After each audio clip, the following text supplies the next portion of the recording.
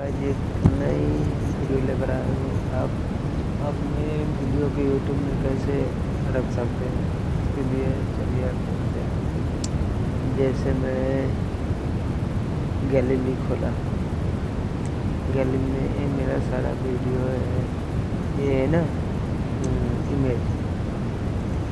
इसके लिए कोई भी एक इमेज डाउनलोड करें, मतलब ओपन करें। जैसे हो गया SD कार्ड, ये है मेरा वीडियो। इसके लिए एक ही बार ऐसा करिए, हाँ शेयर करिए। शेयर भाई ईमेल में कर सकते हैं, यूट्यूब में कोई भी चीज़ में कर सकते हैं। जैसे मैं यूट्यूब में कर सकता है, ऐसे करते हैं।